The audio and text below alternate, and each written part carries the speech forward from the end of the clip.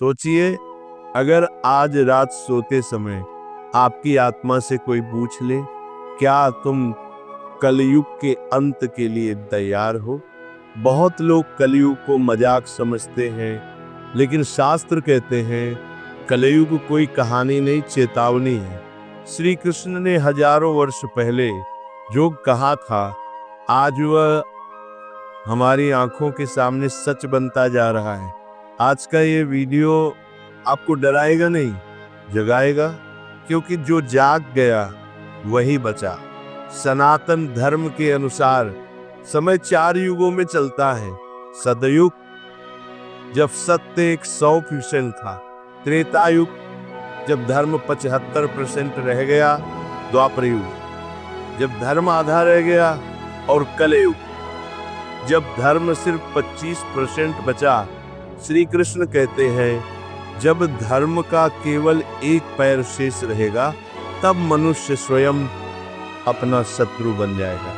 आज सोचिए, क्या मनुष्य मनुष्य को नहीं लूट रहा?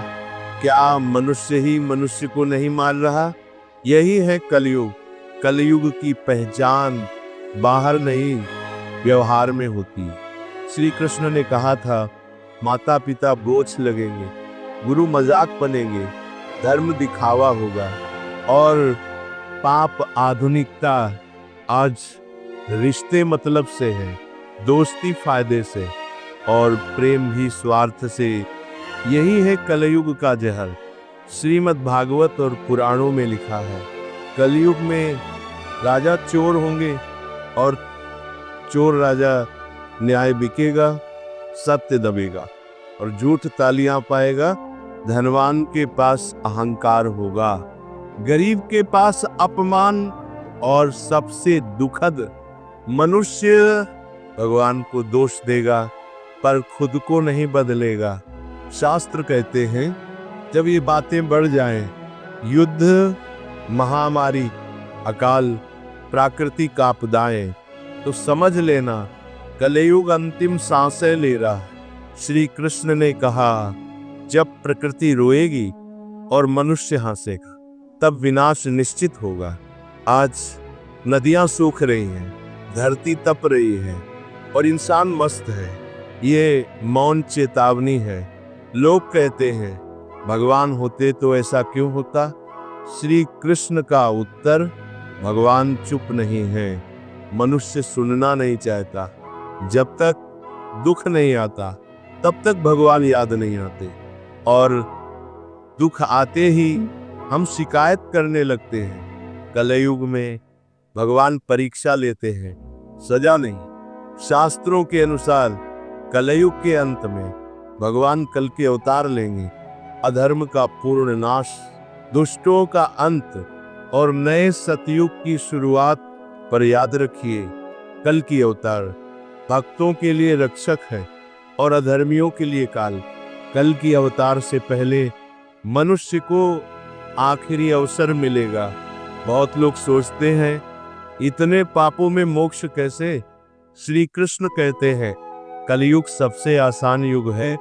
अगर भक्ति सच्ची हो, ना कठिन तप, ना बड़ा यज्ञ, केवल सच्चा नाम, सच्चा व्यवहार और सच्चा हृदय। श्री कृष्ण का वचन, कलयुग में मेरा नाम ही मेरा स्वरूप है।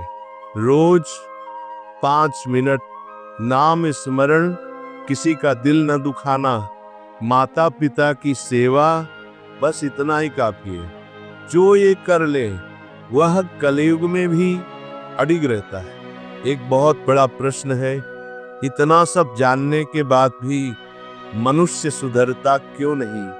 श्री कृष्ण कहते हैं, ज्ञान का होना पर्याप्त नहीं, ज्ञान का उतरना आवश्यक है। आज हम सुनते बहुत हैं, जानते बहुत हैं, पर बदलते नहीं।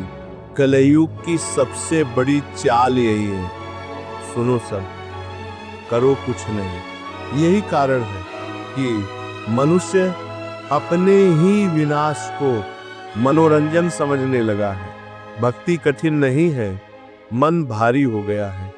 मन इच्छाओं से भरा है, अहंकार से भरा है, तुलना से भरा है और भरा हुआ पात्र भगवान को कहाँ जगह देगा? श्री कृष्ण कहते हैं, मैं वहां नहीं जाता जहां दिखावा होता है, मैं वहां जाता हूं जहां आह निकलती है। कलयुग में सच्ची भक्ति चुपचाप होती है। लोग सोचते हैं चोरी, झूठ, व्यभिचार यही सबसे बड़े पाप है, लेकिन श्री कृष्ण कहते हैं सबसे बड़ा पाप है अपने गलत को सही ठहराना। जब मनुष्य अपने अहंकार को सही ठहराए, अपने क्रोध को सही ठहराए और अपने पाप को मजबूरी कहे, वहीं से पतन शुरू होता है। कलयुग में पाप से ज्यादा खतरनाक है पाप पर गर्व। शास्त्र कहते हैं कलयुग के अंत से पहले मनुष्य को आत्मबोध का एक अंतिम अवसर मिलेगा। कुछ लोग जाग जाएंगे, रो पड़ेंगे, बदल जाएंगे, और कुछ लोग हंसेंगे, मजाक उड़ाएंगे और कहते रहेंगे ये सब झूठ है। याद रखिए, जो चेतावनी को डर समझ ले वह बच जाता है, और जो मजाक समझ ले वो मिट जाता है।